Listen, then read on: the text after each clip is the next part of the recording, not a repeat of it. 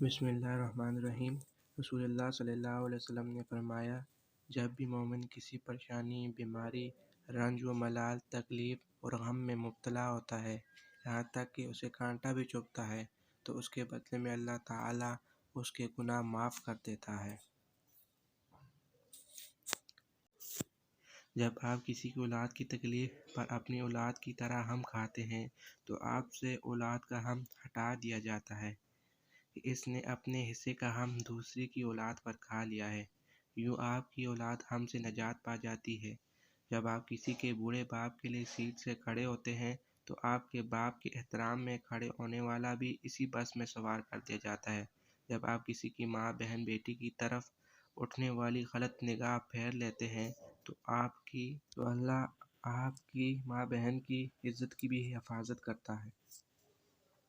کیا کبھی آپ نے روحوں کا تڑپنا، چیخنا سنا ہے؟ روحوں پہ عذاب کا زہر پڑا ہوگا۔ کبھی تجربہ ہوا اپنی نمازوں کے اوقات کسی انسان کی سوچوں پہ بتائے ہیں؟ یقین کرو کہ یہی وہ پل ہوتا ہے جب روحیں چیختی ہیں، ہمارے اندر تڑپتی ہیں، اس پر جیسے کتنے ہی عذاب ایک ساتھ اترے آئے ہیں، بے چینی، بے سکونی کے پہاڑ ٹوٹ پڑتے ہیں۔ قرآن میں اللہ پاک فرماتا ہے، یہی ہے وہ جو ظلم کرتے ہیں اپنی جانوں پر، یہی ہے گھاٹے کا سودا کرنے والے۔ شریعت کا حکم ہے کہ بیوی کا اپنا کتنا بھی اثاثہ ہو، مگر اس کے اخراجات شوہر ہی پورے کرے گا، اور شوہر ایسا کرتا ہے تو بیوی ہمیشہ فرمانبردار رہتی ہے، اور اگر ایسا نہیں کرتا تو بیوی بہت جلد شوہر سے بدگماں ہو جائے۔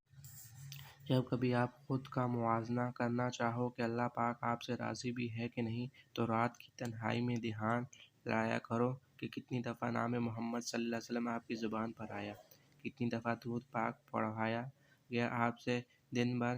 وہ جو رب العزت ہے نا، کبھی کسی غیر یا ایسے انسان کی زبان پر اپنے محبوب کا نام آنے ہی نہیں دیتا جس سے وہ ناراض ہو۔ دنیا داری میں الجھے رکھتا ہے یعنی ہر وقت، اور یہ بات تو آپ دل سے نکال ہی دیں کہ وہ درود شریف آپ خود پڑھتے ہو۔ رب العزت آپ کو یاد دلاتا ہے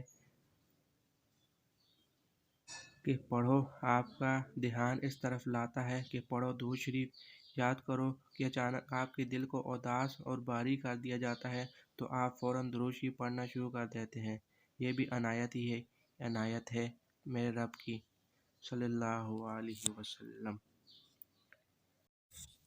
نبی کریم صلی اللہ علیہ وسلم نے فرمایا، جو شخص جھوٹ بولنا چھوڑ دے، اگرچہ مزاج اور خوش طبعی ہی کرنے والا ہو، میں اس کو بہشت کے بیچوں بیچ گھر دلانے کا ضامن ہوں۔